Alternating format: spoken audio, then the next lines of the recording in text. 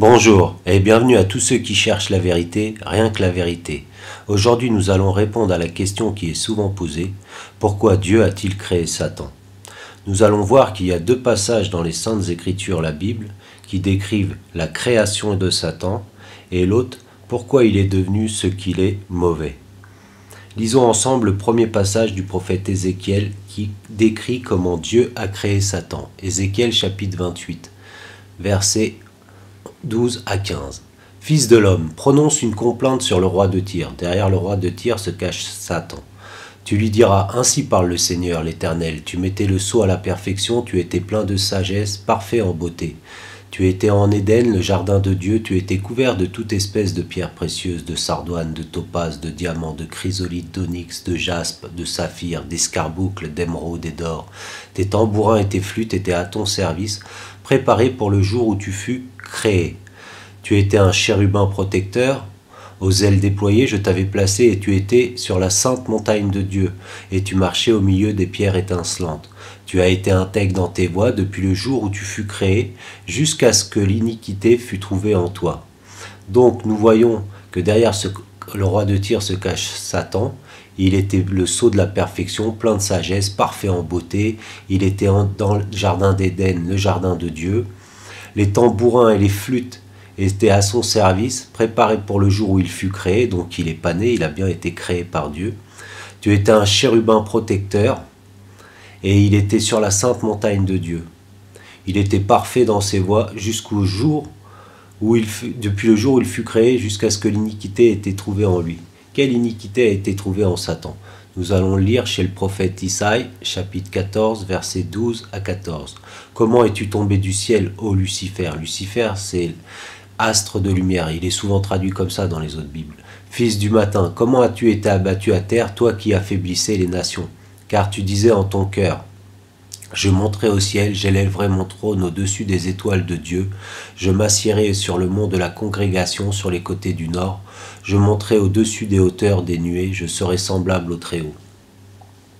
Donc on voit ici que l'iniquité de Satan, ça a été de vouloir faire son trône au-dessus des étoiles de Dieu et surtout d'être semblable à Dieu.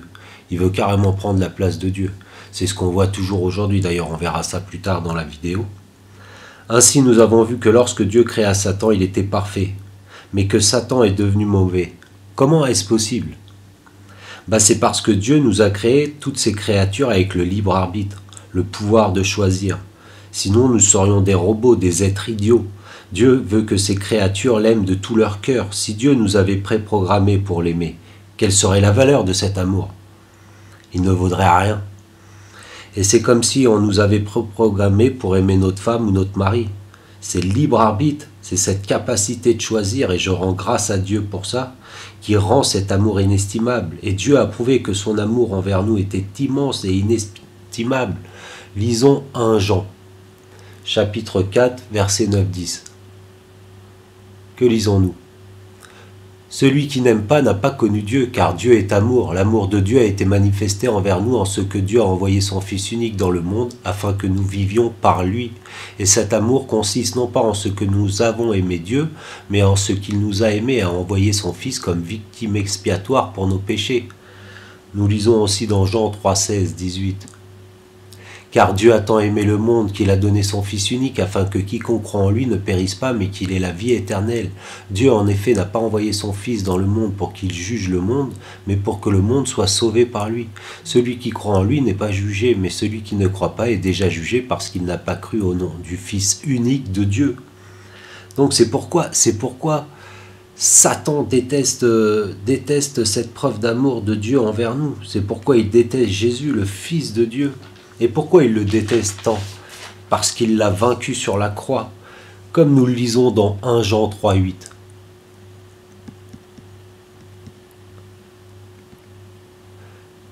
Celui qui vit dans le péché est du diable, car le diable pêche dès le commencement. Or, le Fils de Dieu est apparu pour détruire les œuvres de qui?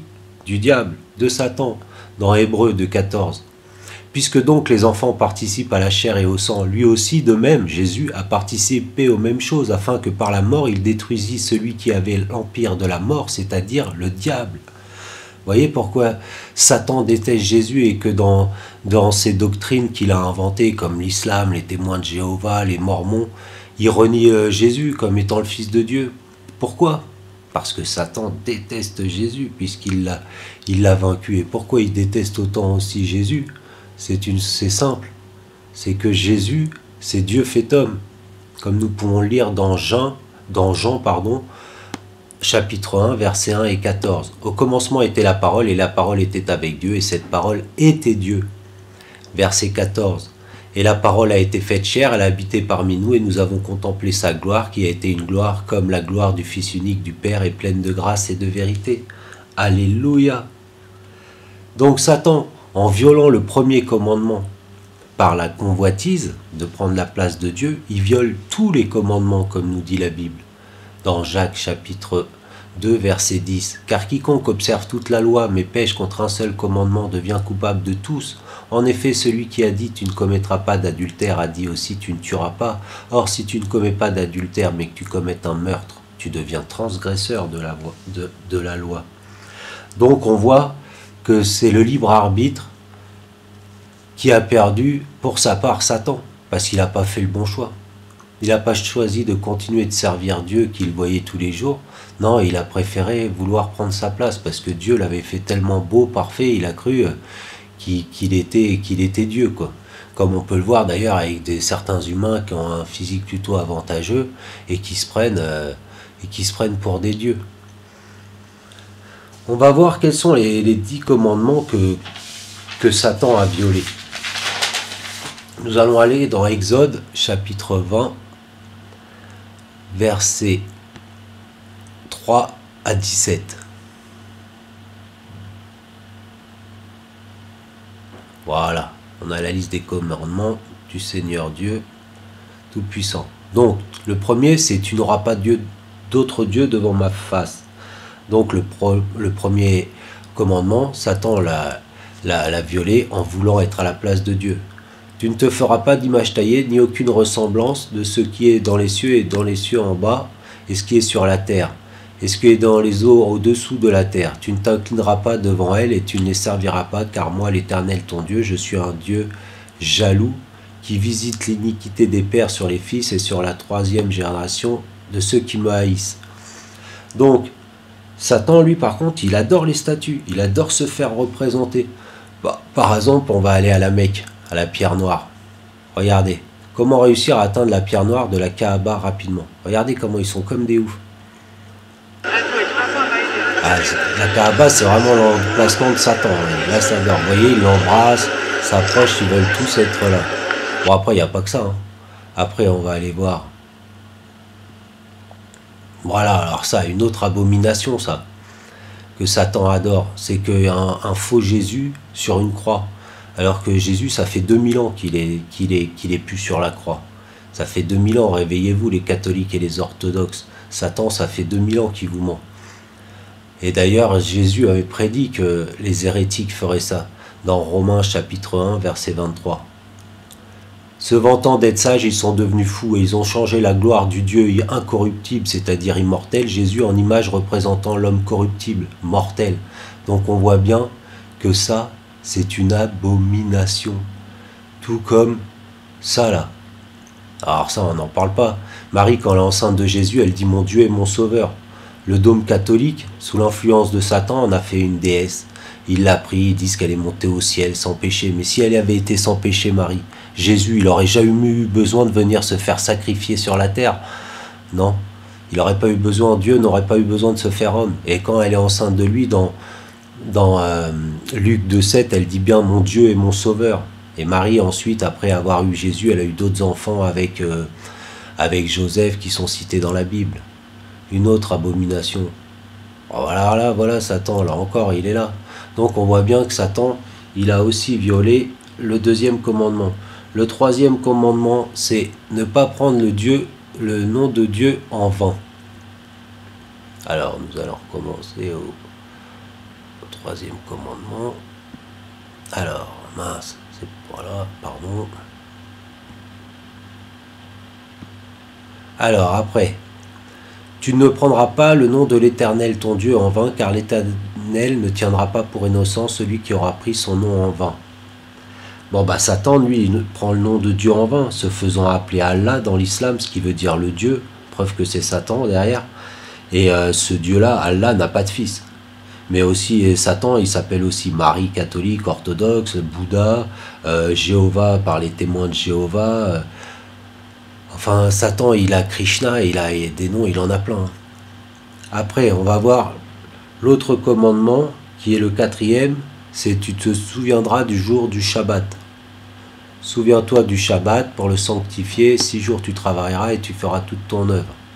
Car en 6 jours, l'Éternel a fait les cieux et la terre et la mer et tout ce qui est en eux, et il s'est reposé le 7e jour. C'est pourquoi l'Éternel a béni le jour du Shabbat et l'a sanctifié. Donc on sait dans la Bible que le jour du Shabbat c'est le samedi et que le dimanche c'est le premier jour de la semaine. Jésus est ressuscité le premier jour de la semaine, comme il est cité dans Matthieu chapitre 28 verset 1. Mais Satan, lui, il a changé le Shabbat, le vendredi pour ses fidèles musulmans, et le dimanche, le jour du soleil, le Sunday, le dimanche pour tous les hérétiques catholiques, orthodoxes et toutes les sectes dites chrétiennes. L'islam au départ était aussi vu comme une secte chrétienne. Donc c'est pas étonnant que ce soit comme ça. Après, voyons le 5e commandement. Alors, le 5e commandement, c'est « Honore ton père et ta mère, afin que tes jours soient prolongés sur la terre que l'Éternel, ton Dieu, te donne. » Donc, vous voyez, c'est le premier commandement avec une bénédiction. Si vous honorez vos parents, vos jours seront prolongés sur la terre. Lui, Satan, il a renié son père, comme on a vu dans Isaïe chapitre 12, verset 14, où il dit « Je veux prendre ta place ». Après, il est dit « Tu ne tueras pas ». On sait que Satan est meurtrier dès le commencement.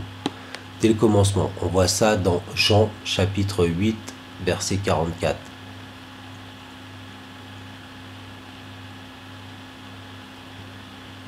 Voilà. Vous avez pour père le diable et voulez accomplir les désirs de votre père. Il a été meurtrier dès le commencement. Il ne se tient pas dans la vérité parce qu'il n'y a pas de vérité en lui. Lorsqu'il profère le mensonge, il parle de son propre fond car il est le menteur et le père du mensonge. Donc on voit que Satan est un meurtrier dès le commencement. Maintenant, l'autre commandement, c'est l'adultère. L'adultère. Tu ne commettras pas d'adultère. On va voir que dans la Bible, il y a l'adultère physique et spirituel. Satan, lui, il s'est prostitué spirituellement en reniant Dieu. On va le voir dans Exode, chapitre 34, versets 15 à 16. « Garde-toi de faire alliance avec les habitants du pays, de peur que se prostituant à leur Dieu et leur offrant des sacrifices, ils ne t'invitent et que tu ne manges de leurs victimes.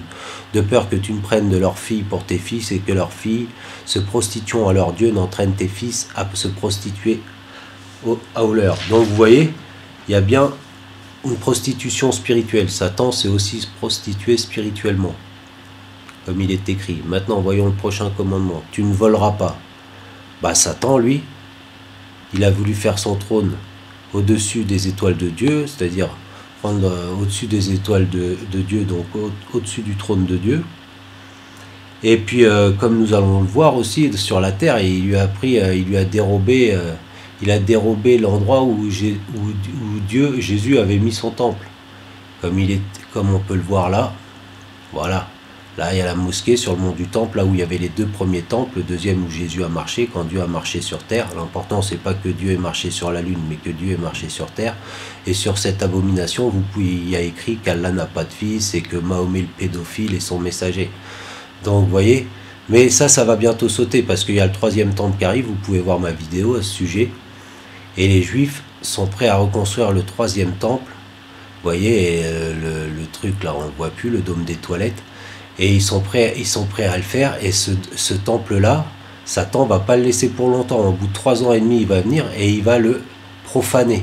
Comme on peut le lire dans 2 Thessaloniciens 2,4. L'adversaire qui s'élève au-dessus de tout ce qu'on appelle Dieu et ou ce qu'on adore, jusqu'à s'asseoir dans le temple de Dieu, se proclamant lui-même Dieu. Donc on voit bien que là encore, Satan, il va pouvoir prendre, entre parenthèses, le trône de Dieu sur la terre.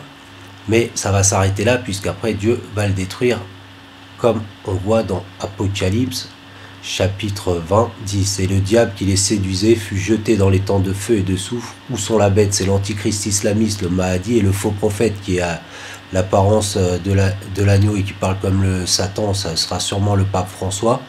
Et ils seront tourmentés jour et nuit au siècle et des siècles. Donc vous voyez, alléluia, Jésus encore montre qu'il a vaincu Satan. Donc après, on va voir le 9e commandement, qui est le commandement où on ne doit pas faire de faux témoignages, c'est-à-dire mentir. Donc, bon bah Satan, lui, on a vu que c'était le père du mensonge, donc c'est fait. Tu ne convoiteras, le dernier commandement, tu ne convoiteras pas la maison de ton prochain, tu ne convoiteras ni la femme de ton prochain, ni son serviteur, ni sa servante, ni son bœuf, son âne, rien qui soit à ton prochain.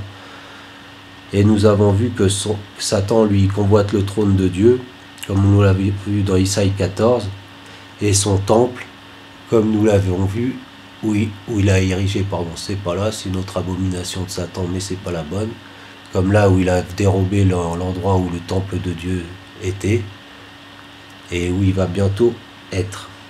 Donc, en résumé, Satan est devenu mauvais en utilisant un mauvais escient, son libre arbitre,